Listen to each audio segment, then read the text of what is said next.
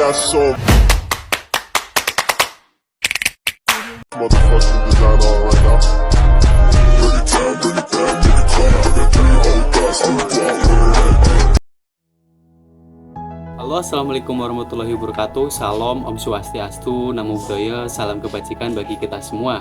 Perkenalkan, nama saya Romadhoni. Saya lahir di Brebes 28 Oktober 2001. Saya merupakan mahasiswa Prodi PAI di UIN Profesor Kiai Haji Saifuddin Zuhri Purwokerto.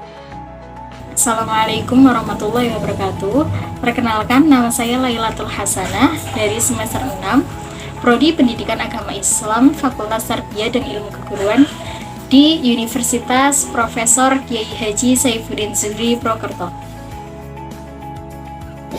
Assalamualaikum warahmatullahi wabarakatuh. Langsung saja perkenalkan, nama saya Umpin Nurulaili. Saya lahir di Cilacap pada tanggal 17 Oktober 2002. Saat ini saya sedang menempuh pendidikan tinggi di Universitas Islam Negeri Saifuddin Zuhri Purwokerto, mengambil jurusan pendidikan agama Islam, dan saat ini saya sudah berada di bangku semester 6.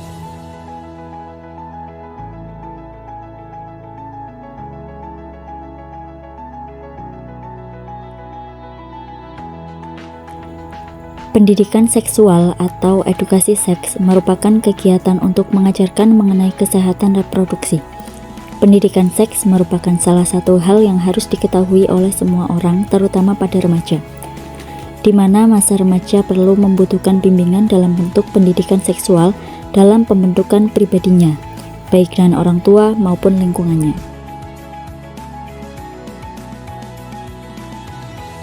Pendidikan seks mempengaruhi pengetahuan dan keyakinan remaja tentang konsekuensi dalam tindakan seksual, misalnya kehamilan dan lain-lain.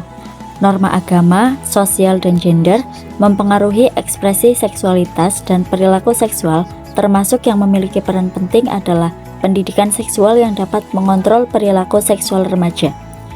Di institusi seperti universitas, pendidik dapat bertindak sebagai pendidik untuk menyampaikan informasi tentang pendidikan seks kepada siswa. Selain itu, pendidikan seks dalam keluarga mampu memberikan perubahan perilaku terhadap anak. Pendidikan seks dalam keluarga tercermin dalam 2 dimensi. Pertama, orang tua sebagai pendidik dalam pendidikan seks, dan anak sebagai objek dalam pendidikan seks.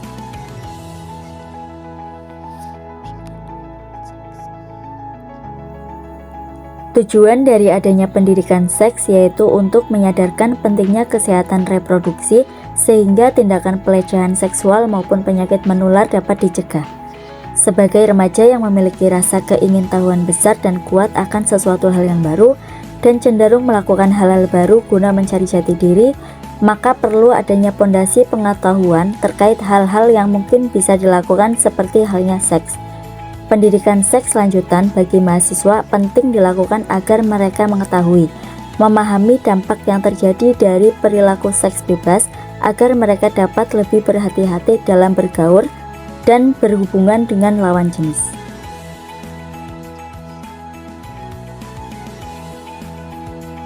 Pergaulan biasa dilakukan oleh individu dalam rangka berinteraksi dengan individu lain dan menunjukkan eksistensi diri kepada lingkungan.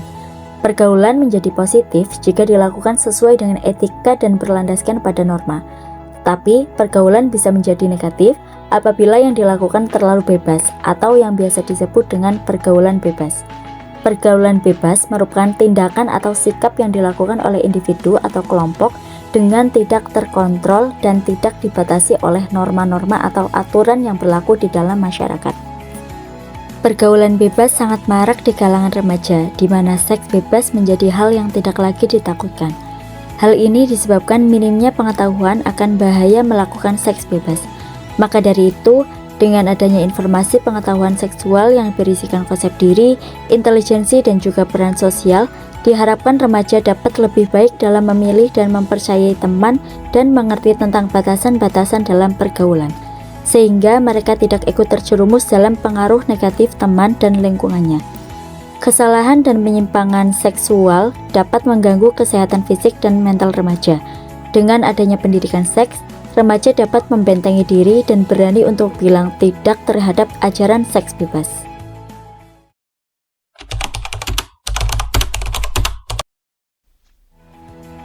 Baik, kita mendapatkan feedback dari beberapa mahasiswa nasional. Nah, yang pertama kita mendapatkan feedback dari mahasiswa dari Universitas Tidar Magelang yang bernama Ahmad Badawi.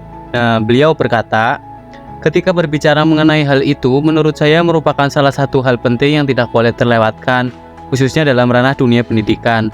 Karena telah kita ketahui bersama bahwa dampak negatif yang nantinya ditimbulkan terkait dengan pergaulan bebas cukup mengerikan. Salah satu usaha yang dapat dilakukan untuk meminimalisir dampak negatif tersebut yaitu dengan menggunakan pendidikan seks, seperti apa yang sudah dijelaskan dalam tulisan tersebut. Namun yang perlu digarisbawahi di sini, dalam menjalankan pendidikan seks ini idealnya harus ada kerjasama antara lingkungan keluarga, masyarakat, termasuk tokoh agama dan dunia pendidikan formal, karena ketiganya saling berkaitan, sehingga nantinya pun akan mencuri kesadaran kolektif. Nah, mengenai pendidikan seks, menurut saya ada dua hal yang seharusnya bisa berjalan beriringan, yaitu mengenai sisi kognitif dan afektif, yang dimana nantinya dari sisi kognitif memberikan asupan intelektual atau pikiran tentang sex education, sedangkan dari sisi afektif memberikan asupan tentang hati atau olah rasa. Nah, ketika keduanya bisa berjalan beriringan, kesadaran yang utuh nantinya akan terbangun, sehingga dalam tindakan yang akan dilakukan oleh setiap individu mahasiswa akan penuh pertimbangan. Dalam bahasa Jawanya, eling lan waspada. Nah, tentunya semua hal di atas juga harus didasari dengan dasar ilmu agama, khususnya pemahaman tentang ketauhidan, hablum minallah dan hablum minanas. Mengapa demikian? Karena disadari ataupun tidak, dalam agama hal tersebut sebenarnya juga sudah diajarkan bagaimana baiknya. Namun lagi-lagi yang menjadi permasalahan di sini adalah tentang kesadaran yang tumbuh di setiap individunya. Nah, begitulah respon dari feedback dari Mas Badawi dari Universitas Tidar Magelang.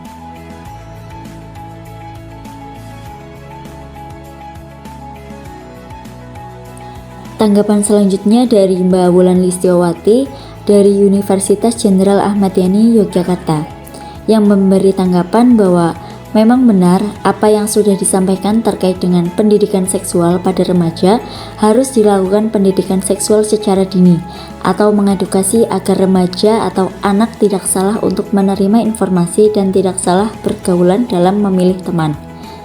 Pada saat ini, banyak remaja salah pergaulan dikarenakan kurangnya informasi, terutama dari orang tua yang mungkin kurang pengetahuan tentang pendidikan seksual. Ironisnya, menurut ahli psikolog keluarga dan anak, di Indonesia kebanyakan orang tua justru malah marah ketika anaknya bertanya tentang seks atau hal lain yang dianggap tabu di masyarakat. Adapun risiko jika remaja mengetahui informasi yang salah tentang pendidikan seksual, yaitu berhubungan badan dengan lawan jenis, risiko kehamilan yang tinggi, penularan penyakit menular seperti HIV, AIDS, PMS, kanker serviks, dan gangguan psikologis negatif lainnya. Adapun risiko tinggi kehamilan secara dini, yaitu dapat menyebabkan keguguran, kematian bayi, dan kematian ibu saat bersalin.